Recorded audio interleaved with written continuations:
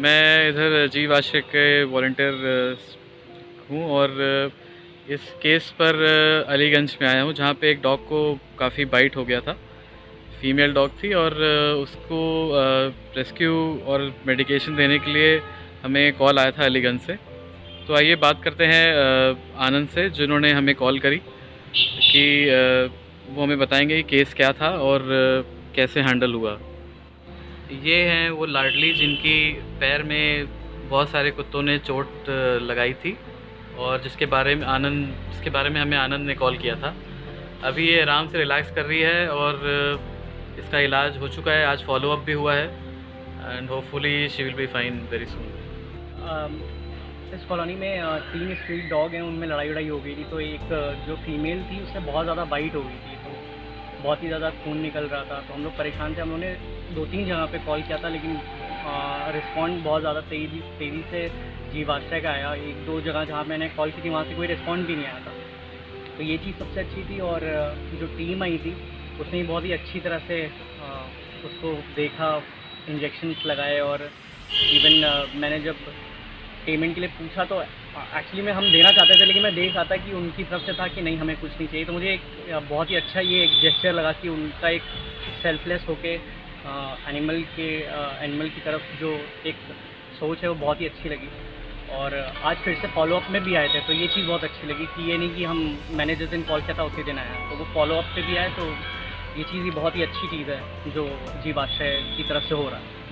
मैं आपसे ये पूछना चाहूँगा, जीव आश्रय को आप कुछ सालों में कहाँ किस लेवल तक देखना चाहते हैं? वैसे मैं ज़्यादा जानता नहीं हूँ, लेकिन हाँ मैं इतना सोचता हूँ कि अगर कहीं पे कुछ हो रहा है, कुछ ट्रेजेडी हो गई है, किसी एनिमल के साथ कुछ हो गया है, तो अगर ऐसा कुछ हो पाता है कि 24/7 अगर कोई सर्विस अवेलेबल हो पाए तो ये बहुत ही अच्छा होगा। कई बार होता है कि आप आ सकते हैं, आपकी टीम आ सकती है, लेकिन इतनी ज़्यादा इंजरी होती है कि शायद आपकी टीम उसको ले जा ना पाए।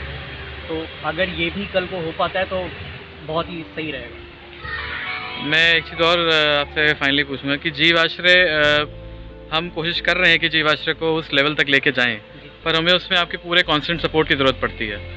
हम आपसे ये नहीं कहते कि आप हमें फाइनेंशियली ही कंट्रीब्यूट करिए, बहुत सारे तरीके हैं करने के।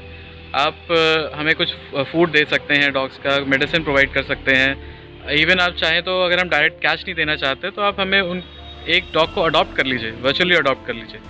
तो एक ये तरीका है। और लास्टली अगर कोई फाइनेंशियली में आपको सेंस लगता है तो 100 रुपीज़ पर मंथ, इससे ऊपर हम आपसे मांगते ही नहीं हैं। तो आपको ये कॉन्सेप्ट कैसा लगता है? इज़ इट ये थोड़ा सा अमाउंट हमें कंसिस्टेंट चाहिए, तो हाउ मच आप बस ये क्या कहना चाहेंगे कि लोगों को क्या करना चाहिए?